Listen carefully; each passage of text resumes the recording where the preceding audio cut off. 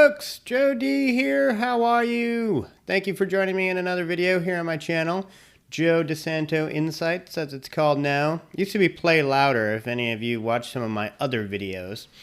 But in this video, as the title suggests, I'm going to talk about how much I'm making from my YouTube version of, I guess, what you would call my side hustle, which is my online education and personal finance coaching business.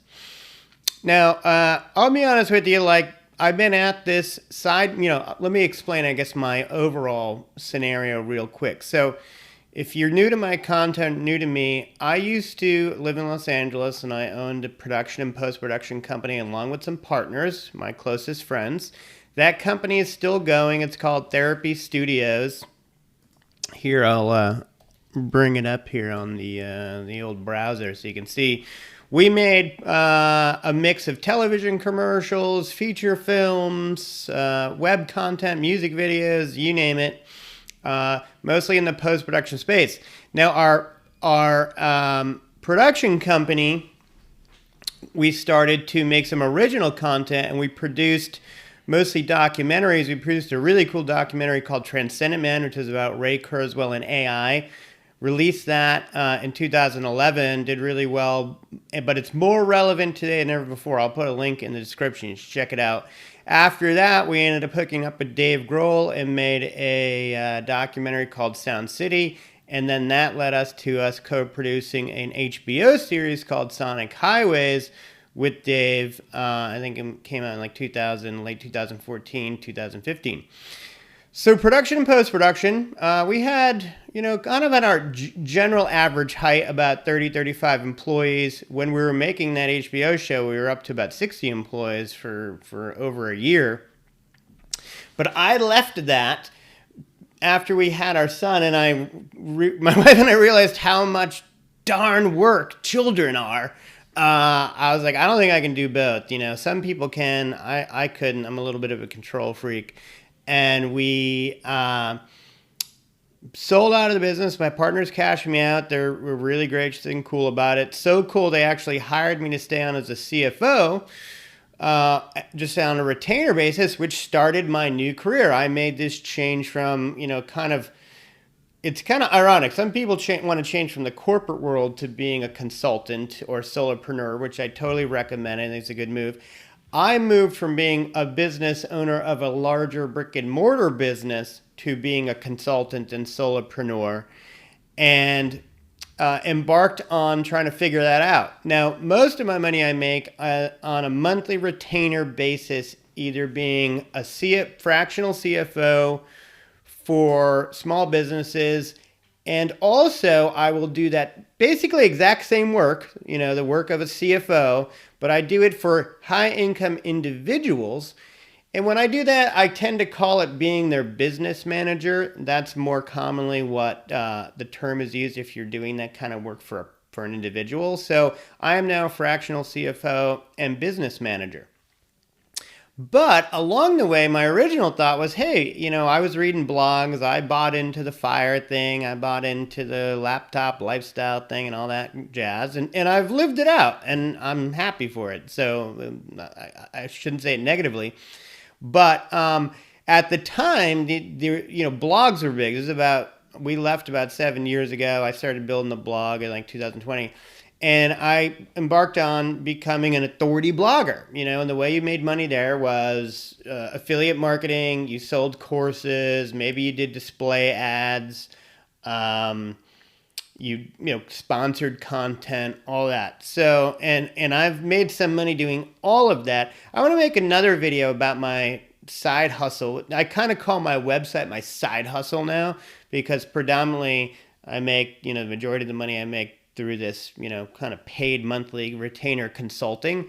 But I do make money with the website. Not a lot yet, but enough to keep me interested. And I'm going to make a whole nother video about how much money I make with the website and everything. Part of that income is what I do on YouTube. So YouTube for me is a source of revenue for my side hustle, my sort of, I guess, broad umbrella educational, online education and personal finance side hustle. And it acts both as a delivery system of information. Some people only go to my YouTube, I guess, and, just take what I've got there. It also acts as a marketing machine for what's happening on my actual website. So, and I'll show you my actual website here. Not that, that's a course page. This is my current website. I used to be playlouder.com. Earlier this year, I switched to my name and just going the Joe DeSanto branding thing. And I'm really focusing the website now into trying to make the most of the online course thing. And my flagship course is, I'll show you here, Personal Finance Mastery, but I have a couple other ones, but I sell the most of this one. And the YouTube is, as you can imagine, a lead into people coming to a website and maybe also buying the course. They like my YouTube content, they go to the website. I sell predominantly that one course, and then I, as you probably know, do a lot of content around using Quicken to manage your personal finances, be the CFO of the business of you, as I like to say. And I sell a digital product, a starter template for using Quicken, which people buy.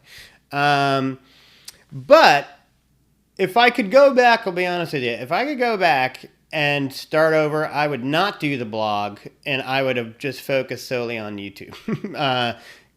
Partly because I think it would have been more successful, but two, making video content is easier for me than actually writing content. Not a good writer. But anyway, you can't go back, so we're going forward only. In my video about my side hustle in general, I'll explain why I went down the blog route and all that. So check that video out if you're interested in hearing more. But anyway, I'll tell you a little bit about my YouTube journey so far. When I started the blog about a year or two in, I don't know, I think maybe 2021 or 22. Actually, let's take a look. Let's see my oldest video here. My oldest video is 4 years old. This is the first video I made. I was doing the blog and I was like, hey, I should do some stuff on YouTube, I guess, and see where that goes. And I made about 10 videos.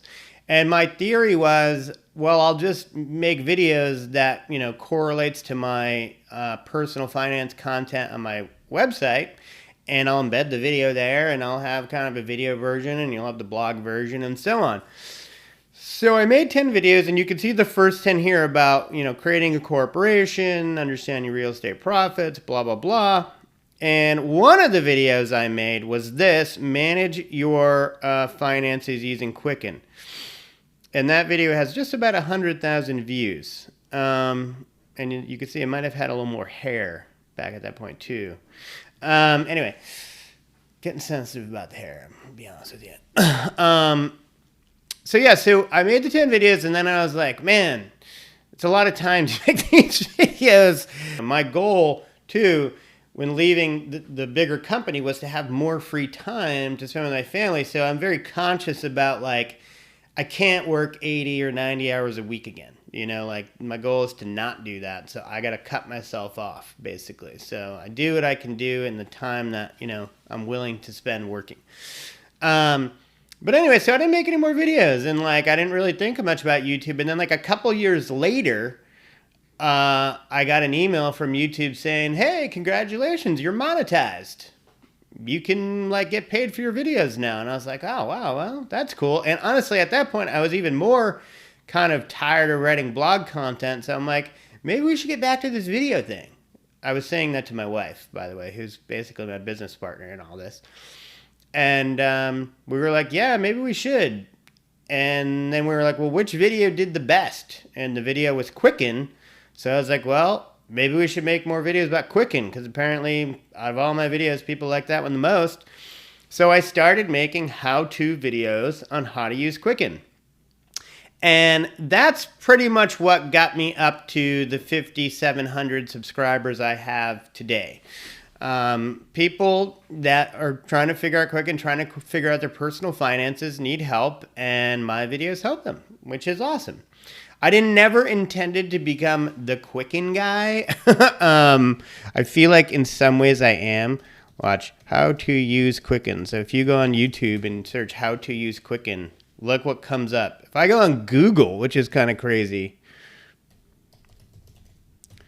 and write how to use Quicken, boom, come up there too. So yeah, so that's how I got to where I'm at with the YouTube content. Now, truth be told, I got tired of making Quicken videos. Not that I mind, but it's like it gets, I just don't want to make Quicken videos all the time. I try to always keep doing some because people want the information. So I started making other videos just about random topics. Not actually random. You know what? I'm going to tell you exactly how I decided to make these videos. I have a PR person that works to get PRME quoted in publications, and she would ask me questions for the purpose of quotes, and I would answer those questions in video form for her using Loom, and I was like, hey, I might as well put these on my YouTube, and that's how I started, adding more to my YouTube. But you can see here, like my, other videos, other information get barely no views next to the Quicken videos, and truth be told, most of my videos still get very few views. The reason that is because my videos are totally boring. I mean, unless like you really want the answer to the question I'm answering, and you're a no fluff person like me, like you're just gonna be bored to tears by my videos. They're not entertaining. What can I say? Sue me, okay? I'm not entertaining enough. But the truth is, the traffic I get to my website from the videos, from the people who do watch them, even though it's a small amount of views, is high quality traffic to my site.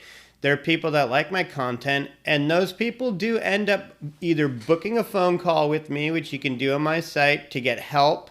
Sorry, I'm going to show you that video. Let's go back here. I got coaching call you can book, which a lot of people book coaching calls, believe it or not, to get help with Quicken or personal finance or business finance or whatever, anything I can help with, I do. And then people buy my course and people buy my template. Perhaps maybe you've booked a call or bought the course or bought the template, so thank you if you have. And so the fact is, like, even though I don't have that much views and subscribers, it does translate into some money, not a ton of money. But as far as YouTube goes, we're going to get to the meat of it here. I'm going to show you how much I'm making on YouTube, specifically from YouTube ads from my videos and my number of subscribers. So let's go look over here. I think I got to go in here, actually. Go over here. We're going to go to analytics, and we're going to go to revenue. And there we go. So let's see. Let's do a different. Let's go look at 2024. I don't think I made any money I think I started getting monetized in 2024 or very late 2023. So I don't think there was much 2023. But as you can see here, it just kind of plopped along. And I would put out a video a week or video every other week. And it just kind of like, it stays consistent, but it's gone up a little, like some days I'll make 20 bucks. Like my best day was like 55 bucks, I think. And that was last month. So in 2024, I made $5,500 just from YouTube. So that's part of what I call my side hustle revenue, which is, my Joe DeSanto Insights, JoeDeSanto.com empire of online education for personal finance. And now let's look at 2025 so far. Now, 2025, I'm having a pretty good uptick here. Last year, my monthly revenue was maybe about, I don't know, $400 to $600 a month, around 500 or so. Obviously, I made, just under 6,000 for the year. So far this year, it's 5 months in, I've made $3,600. And my monthly revenue is bumped up. It kind of actually bumped up like significantly in January. I made like $900 and then sort of been bouncing around. But I've been more in the $600 to $800 a month range now.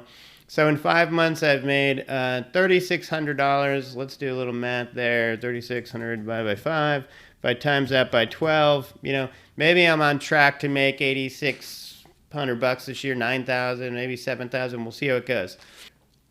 I will admit again, I don't put a lot of thought into making my videos entertaining. I don't edit them. Like all those videos you saw that I mentioned, I answer questions. It's just one take. I take it on Loom, I download it, I throw it up there.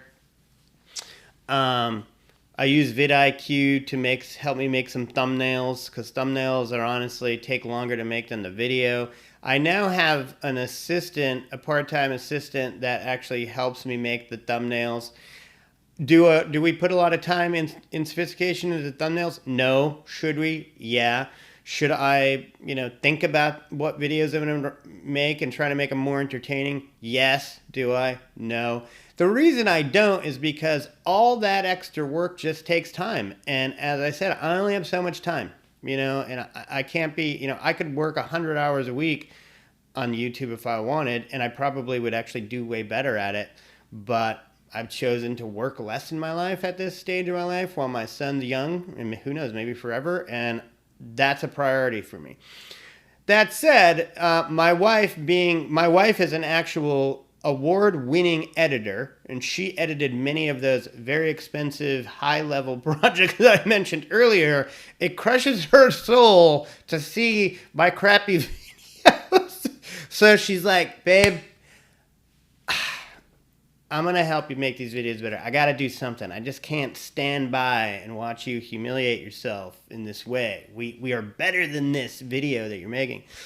So ironically, my wife will of course also take all the videos I make, and then I have someone in the Philippines, a very nice, smart girl named Trisha, that makes them into shorts for me. Then we put them on social media and stuff. And most of, the reason I have so many videos, 500 or whatever, is because most of them are shorts, and those I don't edit. Trisha edits. And Trisha does a nice job. She's not a video editor by trade. She's actually getting her master's in marketing, which is pretty awesome. I'm excited for her. But she's not a video editor trade. So my wife was like, I'm going to take just a couple of your videos and just spruce them up with some music and some B-roll. I don't know. And just see what happens. And of course, my shorts generally get anywhere from 100 to 300 views. And my wife's version of the shorts all got over 1,000 views, and one got 2,000 views. And obviously she didn't even put that much time into it. She's just so good at it. So she's like, see, babe, it's not that hard. And I'm like, yeah, it's not that hard if you edit them. So if you want to edit them, it won't be hard for me at all. So I'm excited for you to be, more invested in the process. All right. Thanks so much.